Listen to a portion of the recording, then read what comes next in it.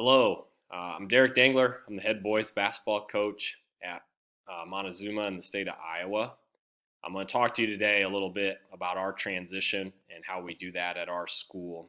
Before I do that, just want to give you a heads up. If you notice some weird cuts or edits in the video, like maybe my head jumps from one place to the other down here in the corner, that's probably just me editing it. I couldn't get a YouTube video to work, or somebody came in and yelled something at me. And I just wanted to try to make the video as smooth as possible. So if you notice that, that's why that is. But let's go ahead and jump right into it. So I'm here to talk to you about transition. I titled the presentation Simple Speed because there is nothing we do that's overly crazy or different from anybody else who wants to get out and push the ball. However, I figured if you're here to watch this video, you either know who I am, or maybe you're in our conference and want to scout and see some of the things that we do as a team, or you coach at a small school like I do and you want to get out and run and play a fun style of basketball, but realize that maybe you have limited time to teach that, maybe have some limited talent, limited decision makers on your team who can be really effective in transition.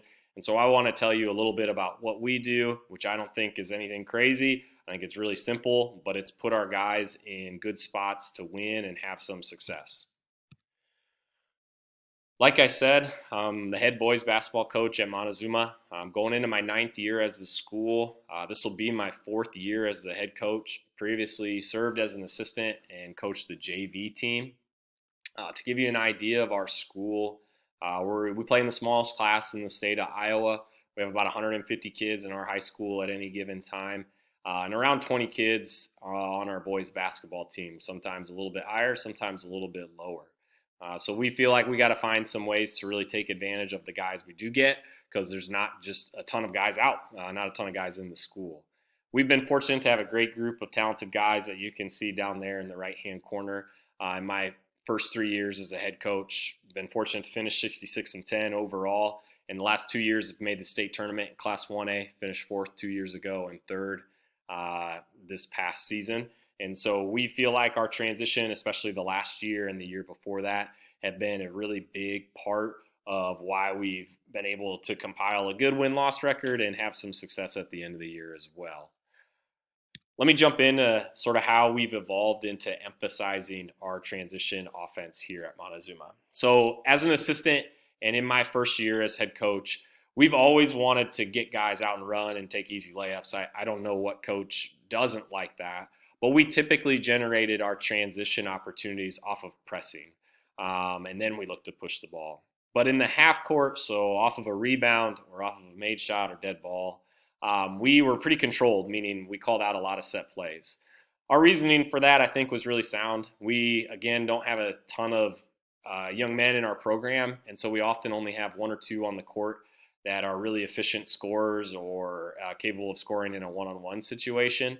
So we felt like, that we needed to have a lot of set plays to make sure those guys got the ball and got an advantage to score. And when we pushed in transition, we wanted it to be, again, off of deflections or steals in a press. However, going into my 2nd year as a head coach, my philosophy began to shift a little bit on that. And it actually started on the defensive side of the ball. We were really athletic, and I thought we had a team that probably could press and be effective, but our depth at the beginning of that year became very limited. I had a couple of guys who would have been members of our regular rotation get hurt. And so we felt like if we pressed, we were, 1, going to get a little bit tired quickly, and 2, we were going to foul too much, and we didn't have guys on the bench that we could replace. We also felt like in a half-court setting, we didn't have a ton of shooting. We had, again, 1 or 2 guys we felt like were good outside shooters.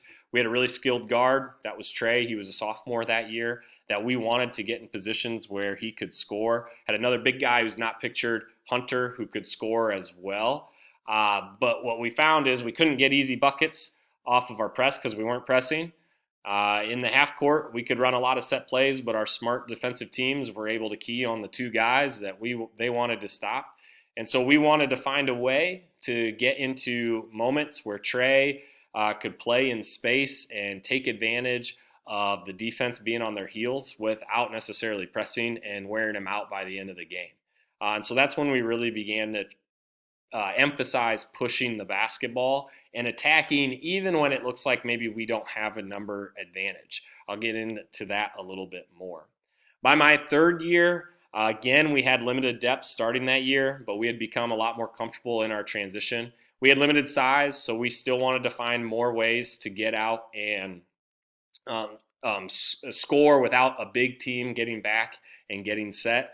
We did have, I think, a little bit more shooting and a little bit more ball handling this past season. Cole's our second leading scorer right here, is a good guard and a good outside shooter. Trey, like I mentioned, Eddie's our post player, so isn't a great outside shooter, but is a good ball handler and decision maker and can play on the perimeter as well. And then a bunch of guys who aren't pictured who are good shooters and good ball handlers, but not real tall guys. Eddie's our only guy we started who was over 6 feet tall. So even for our smaller class, we're one of the shorter teams at the state tournament and really in the class. So our overall goal began, we still want to utilize our speed and our quickness, and we want to push the ball, but we're not going to be able to generate turnovers and things as quickly because we have limited depth and we're worried about fouling and worried about tiring our guys out. So that's why we began to emphasize the transition that I'm going to talk about today. So what's our goals in those transition moments? Well, it's probably the same that anybody else has. We really want to hunt layups. We want to put an emphasis on getting in the paint. We found that it's a lot easier for our guards to get out and run and score in transition quickly as opposed to waiting for the defense to set up and then try and run a set play for them. The defense is typically able to figure that out. If we don't get that layup, we want to force our defense into closeouts. So we're looking for a kick out three, but really a closeout. So if they close out slow, we'll knock it down. If they close out high, we're going to try and re-attack the paint.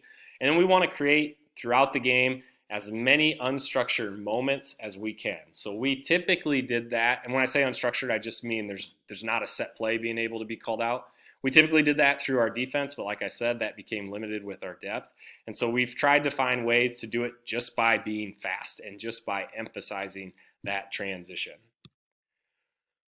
Before I jump into our reads and decisions that we make as the ball is transitioning across half court, I want to talk a little bit about what our basic half court structure is, and that's a 4-round-1 or 5-out dribble drive. Pretty simple offense that I think most people are familiar with. We're looking to attack one-on-one off the dribble and look to score, or we're looking to get the defense to help off where we can kick it out for three or look to re-attack on a closeout.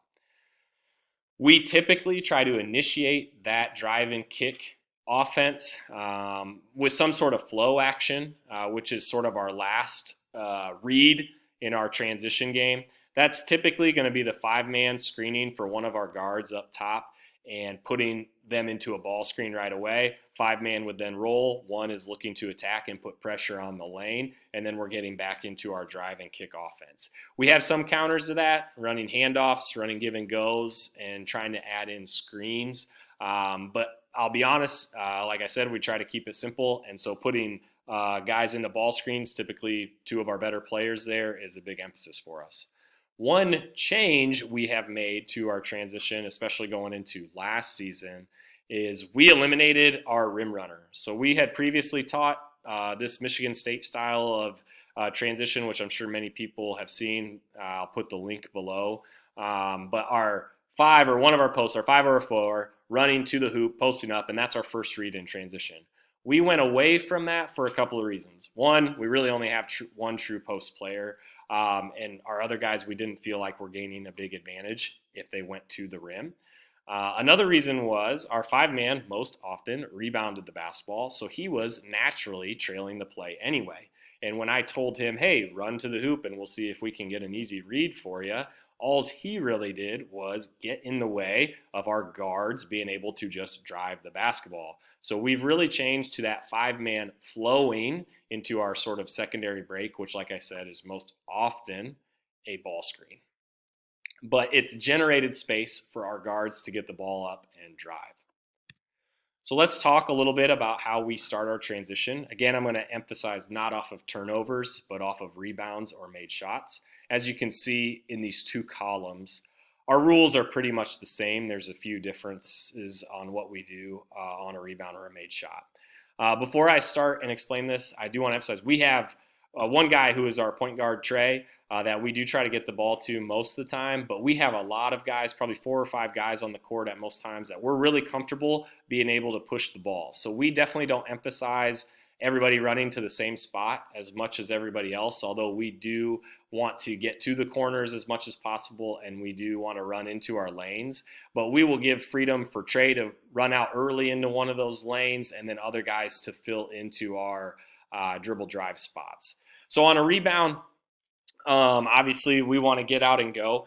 One thing we do that's probably a little bit different is on our closeout. If we're closing out to a shooter in the middle of the floor, the top of the key area on a jump shooter, we're going to give that player a little bit of freedom to not worry about boxing out that shooter and maybe start leaking out a little bit earlier. Typically, we found very few teams are having that shooter crash the boards very effectively and follow their shot. So they kind of stand there and watch that jump shot either not go in or go in. We get the rebound, and we're already down the court for an easy layup.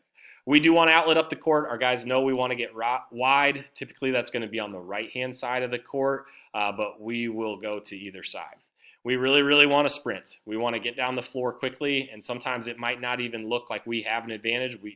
But if we run hard and push the ball, we can get an easy bucket. We emphasize 2 and go. So the ball's been rebounded, or on a made shot, the ball has been inbounded. The guy who has the ball now has 2 dribbles to make a decision. That decision is one of 2 things typically. They're going to pass it ahead to an advantage, or they're going to keep driving the basketball and pushing it with the dribble. We talk about 2 and go because we wanted to emphasize you should be on the move while you're making this decision, because again, we want to play fast, and so we don't want them to catch square, and then by that time we've already wasted time before they decide what they're going to do. We want them to catch and think I'm going, and just to be aware in the back of their mind of, okay, is somebody jumping maybe on me real quick, then I can't just dribble right into them, but we really want to go. And then a big, big emphasis for us is to make the defense commit. That's probably where we've seen the most errors on our team, is when our guys give up the ball too early and we turn the ball over. And I'll get into that a little bit more later.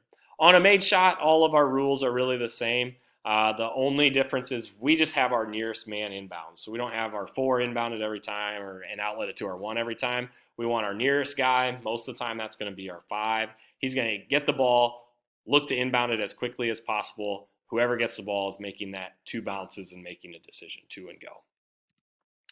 Let's take a look at what that looks like on the miss and what it looks like when we give some flexibility on our closeout. So here, this team's going to take a shot. We're the white team. This team's going to take a shot right here. Trey, our leading scorer, is going to close out, and you can see we give him the freedom to leak out there a little bit. They're going to miss this shot, and this guy actually is going to think he has a chance to get the rebound. You'll see him step up right here. We get it. Our other good guard makes a decision in 1 bounce. 1, kicks it ahead, take an easy layup. Let me talk a little bit about us trying to get the ball out quickly on a made shot. We were somewhat forced into this being emphasized because of our size. Our biggest thing that we're going to struggle with in the half-court offense, like most teams, is a team that has good length, that can put somebody close to the basket and make it really difficult for us to score inside, because then it makes it really difficult for us to get good kick-out 3-pointers as well. We have some good shooters, but we typically still have at least 1 guy on the floor that other teams, and oftentimes 2 guys, that other teams feel they can sink off of in the half-court and make it really difficult for our guards to, even when they break their guy down, get a good shot at the rim. So we started talking about, especially with teams with good posts, we really want to push the ball on a made shot, an opponent's made shot. And this is one of my favorite possessions here. This team in the black, we played at the state tournament a couple of years ago, had great post players and great size. Had almost every one of their players was 6'3" or above, and this post player was 6'9". He was a good scorer, and their emphasis was to score on the block with him. But when he made shots here, obviously he's got a long ways to run to get back and get on defense to prevent our guards from scoring. So what we do here, I think we're a little slow getting it out, but we get the ball to Trey, and he does a good job pushing. This is not a numbers advantage for us, but we've talked a lot to our good scoring guards about you go until somebody stops you.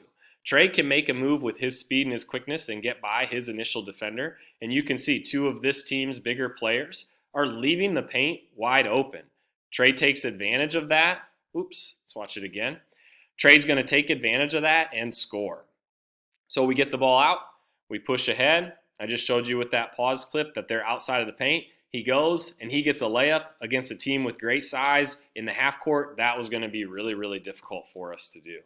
So that's become a really big emphasis for us. We've also found, to be quite honest, a team makes a shot, they're kind of puffing their chests out, they're excited. They sometimes maybe forget to run back there as quick as they want. And so that's been a big area we've tried to improve. Once we get into those transition moments, we have several reads that we teach our ball handlers to make. The first read is, can I pitch it ahead to an advantage? So after we've gotten the outlet, can I kick it ahead to somebody who is farther down the court in a more one-on-one or one-on-0 situation? Can I drive it without being stopped like you just saw in that last video? Is anybody really going to stop me? Can I make one move and get to the hoop? I'm going to do that.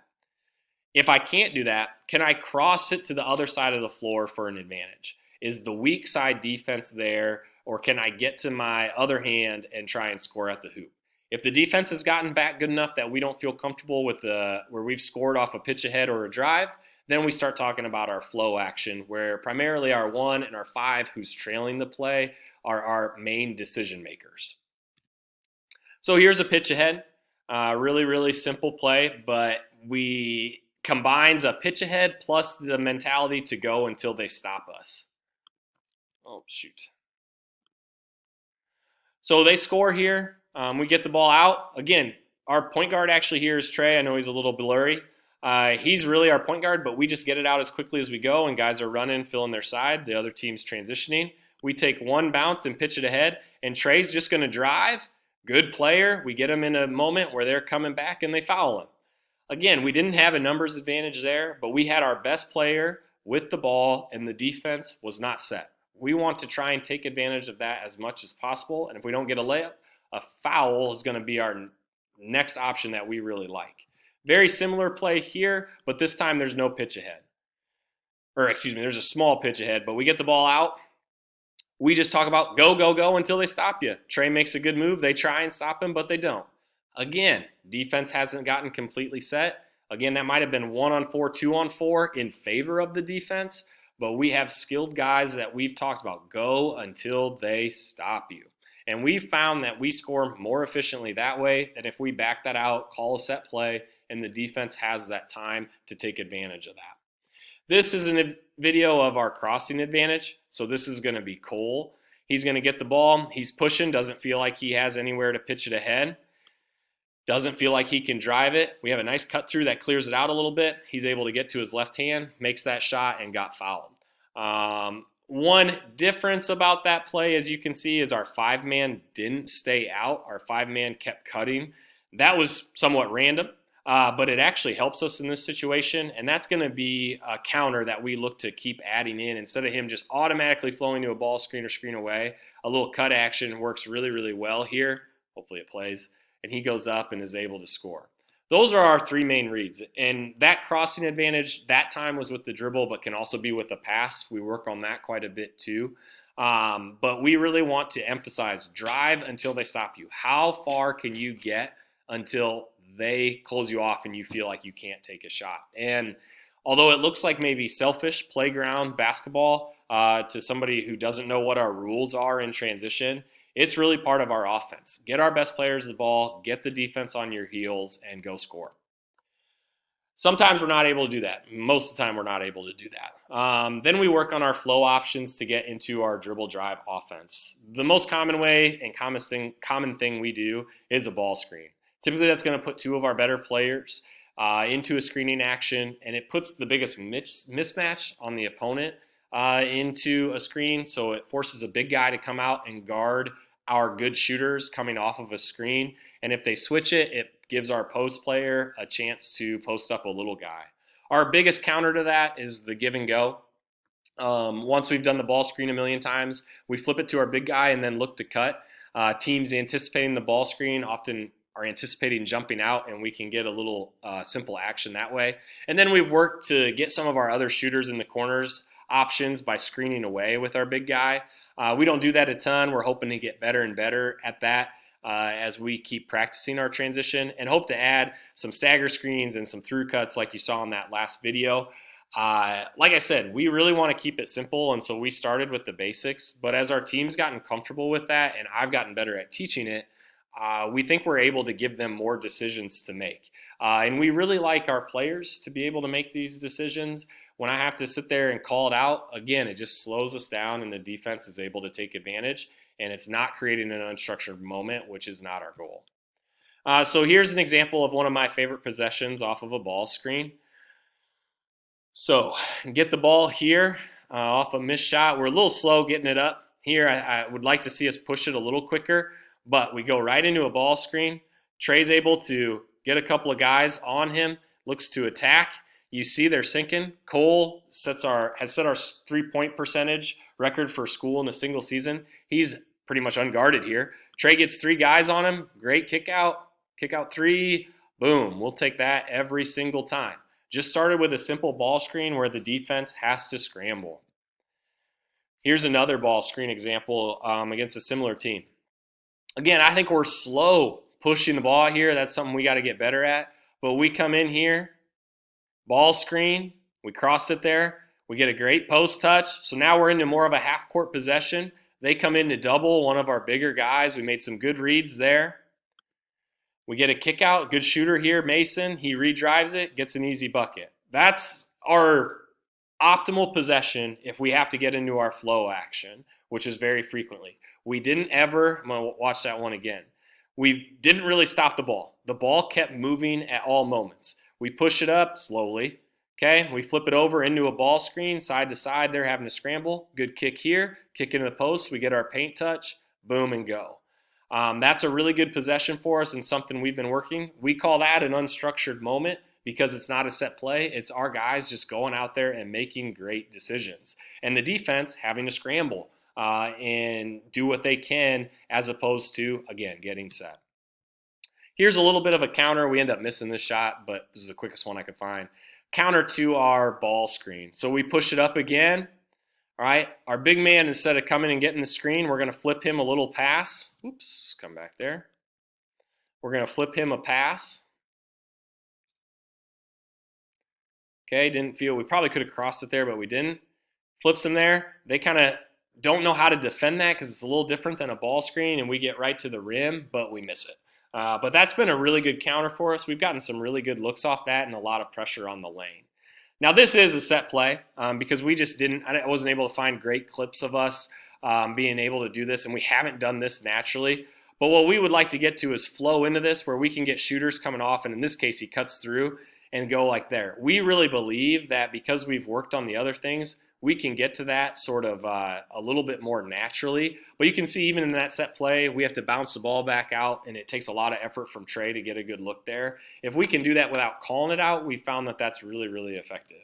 We're still working to get there. So what's some of our other keys we think to being able to run effectively? Well, one is how we play defense. We play man and 2-3 zone, but by the end of the year last year, we played a lot of 2-3 zone. One thing we like about the zone is it basically puts everybody into the transition spots a little bit earlier. So as this team were to take a shot or whatever, it has our bigs down here rebounding. We actually found we rebounded more effectively in zone simply because it put our big guys down closer to the hoop. And then it put our guards, they know right where they're going to be. So if we're in man and we're chasing them around, our guards might be in a little bit different spots and the outlet becomes a little bit harder. When we're in zone, Trey's going to come right here most of the time. Mason's going to come over here most of the time. And our rebounders know exactly where they're going to be, and it just makes us quicker. We still do the same thing in man and found that we were pretty effective. But zone definitely allows us to get out in transition a little bit more efficiently, in my opinion. So here's the biggest mistake that I think when we first started doing this, we continuously made. We didn't make teams commit. Our guys wanted to make an unselfish play, but it oftentimes was the wrong play. And so I'll show you a couple, I think 2 videos here of us not making a team commit. Cole pushes it. That guy didn't come out and guard him. Show it again. So Cole's going to push it. That's good. Didn't have an outlet, but he gives up the ball a little bit too quickly. What I would like to see Cole do is push it here and make this guy get him before he passes the ball. He's trying to be unselfish. He thinks there's an advantage there. He's doing sort of the right thing as a basketball player, trying to move the ball, but it's the wrong decision in this situation. Make that guy commit, and then you can either score it at the rim and get fouled, or we get a dump off pass there, all right? That's our biggest mistake and probably the biggest thing we emphasize in practice. Similar thing here. Our big guy's going to get the ball. He doesn't feel like he has an outlet right here, so he's just going to push it and go, but gives it up too early, and they give a deflection. Now, he was losing the ball a little bit there. You can see he's losing the ball a little bit there and stumbling, so he's maybe not making a decision great anyway. But we'd like to make that white defender come out and guard him a little bit more before he's going to pass it. Here's an example of somebody doing a great job of it, okay? So this is off of a turnover, actually.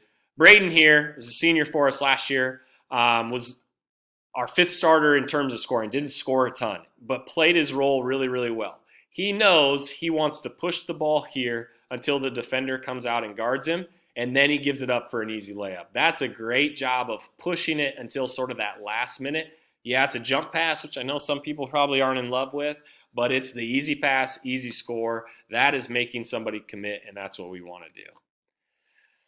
So how do we teach our transition? We follow a progression right from day one where we really emphasize our spacing and sprinting. Get down the floor, get to the corners, and get up the 45s, and then we flow into it from there. We're not huge on the lanes, although we talk about them a little bit. If we get two guys on one side, we say that's great. That means there's space on the other side, so we want to look to attack. Then we start working on teaching our reads. Can I pitch it ahead? Can I drive it? Do I have to cross it? Okay, and then what's our flow action, which is step 3. The most pressure we put on anybody is our point guard, who we typically is going to be our smartest player. So our point guard is really the one player who has to make decisions of, okay, if I didn't get the ball and we outletted it somewhere else, where does that person typically go? And that should be where I'm running. But it really puts all of our pressure on one of our better decision makers, in our case Trey, to be able to remember and make a decision. And our other guys really leaves it simple. Get the ball, sprint, look to attack. We're going to start with this in our first practice, and it's going to be part of our fundamentals segment every day going forward. We really try and make transition a big part of our practice and not just individual drills, and I'll talk a little bit about that more later. Now, of course, we do have some teaching drills. This one I stole from Mike Neighbors, and we just called up the street. This is at the very beginning of the year. If we're really just trying to teach our spacing, maybe teach our decision-making, whatever it is. All of our team starts right here on the line. The coach, which is the cone in this case, either shoots it or passes it to one of our guys. So if he passes it to our 3, who maybe can handle the ball, he's going to get out and go, which means then our 1 has to make the decision, okay, typically where is that 3 run or where is their space, and I need to fill that lane. Again, we put all that individual decision-making on our best player. If there's guys who are not great ball handlers, so let's say in this case our 5 is not somebody we're comfortable with driving the ball up the floor, that means our 1 then needs to get wide and we're looking to outlet it. Same thing would be on a made shot. Somebody's got to inbound it and we go. We'll typically try and add, we do this early, but then we want to add in defense, so we have to make a decision, whatever that might be. They're pitching it ahead, crossing it, etc., getting into our flow action. But this is one way we've taught it. The drill goes like this. Coach is going to pass it. Then we're determining who's outletting to or where we are sprinting to. We got to finish the shot, and then we have 4 seconds to get back to these same spots before we run the next drill. And then we'll have another coach or a player down here roll the ball back down, and that same group's going to go a couple of times in a row. So a great conditioning drill, a great drill to sort of teach some simple transition. Again, that's from Mike Neighbors, who I saw speak at a clinic a couple of years ago. Fundamentally, one of my favorite drills, which I stole from a coach on Twitter named Michael Lynch, is our what we call cone ball handling. He has it labeled as one-on-one dribble attacks. Like I said, our big emphasis is we want to go and attack. So typically we'll start teaching this in 1-on-0 where we talk about what maybe some moves are for our players. Crossover to get open, in and out dribble, whatever it might be, and then we work on our finishing moves. 2 feet, work on a reverse pivot, work on an inside hand finish, whatever it is. And then we're going to add in our defenders. And we're going to do a drill like this almost every single day because we really want to work on our finishing in a one-on-one situation. And so we do it one of 2 ways typically. The first way we start is tightly guarded. So the ball handler has to make a move with somebody putting pressure on them and then gain an advantage and try and score in the paint. No jump shots. But my favorite way to do it is you got to make a move with somebody sinking. So sometimes some of our better shooters, they want to just pull up and shoot it, but you can't do that in this drill. Your goal is, can you get that defender on his heels? He has to start inside the three-point line. He can't start at the hoop, but he has to start at the three-point line, attack him downhill, go and look to finish. As we progress through the season, we're going to do this same drill, but we're going to start in adding another offensive player so we still have an advantage, and we're simulating 2-on-1. Eventually we might get to 3-on-2, but the emphasis is the same. Can you attack and get somebody to commit to you and look to score, or you're looking to give it up to somebody who's open? But the biggest thing I think we've done and why we've seen success other than our great players that we have is every single drill that we do has become transition drill. In my first year and when I was an assistant, we did a lot of 5-on-5, 5-on-0 type things in the half court when we're working on our set plays, working on our shell defense in the half court. We've really changed that. We're fortunate here, even though we're a small school, most of the time we're able to practice on a full-size court. We're not sharing the court with another team. And what we've done is every drill has become at least a down, back, down drill if it's a team drill, if we're not just working on getting shooting reps in. And even those we've tried to get into transition. So the reason we do that is because we want our players to always be thinking, how can we gain an advantage? How can we get out and run? And we get to work on our transition and our conditioning without just putting them on the line and having them run. So my favorite example of this is our 30-second perfect defense. It's a pretty common drill, I'm sure many of you do, shell defense drill, where our defense has to defend without giving up a made shot or whatever other constraints we're going to put on them for 30 seconds. So the offense is attacking, they shoot it and miss it and we rebound it, but it was only a 10-second possession. We still have 20 seconds where we're going to defend. We've simply changed that as we've emphasized our transition to we're going to defend for 30 seconds. When we get the rebound, we have 15 seconds to go and score as quickly as we can. And then when we come back, we have to defend for the rest of that time because we just want our guys to always be thinking about how can they push it in transition. And I think other than any individual drills like the ones I just showed you, that's been the biggest thing for us to be successful in our transition. And other than our win-loss record, here's a few statistics, I think, that highlight some of the good things we've been able to do. So this is all classes in the state of Iowa. That's 4 classes. We led the whole state in field goal percentage, which I think is a big part because we're getting easy layups and getting our best players in unstructured moments and scoring easily that way. In effective field goal percentage, so now we're starting to adjust for shot type a little bit. We were second behind Waukee, which is in the biggest class in the state of Iowa. Again, very high in the state. And then I think teams think of us as a great three-point shooting team, which we definitely are. But I think we get some great 3 points shots in transition because we put that pressure on. Our guys are coming in and flowing into that and ready to score. And this is just Class 1A. We were one of the top teams in 3-point percentage, which I'm proud of because we don't have a ton of guys. We have 3-4 guys that are pretty good shooters, but our transition we feel like is giving them great opportunities. So that's a little bit about our transition, why we do it, and some of the results that we've had. Like I said, I don't think this is anything revolutionary. I hope I kept it simple, so if you're going to steal anything about how we teach it or whatever, I hope you can. If you have any questions or need anything else, put my email right here. That's probably the easiest way to get a hold of me.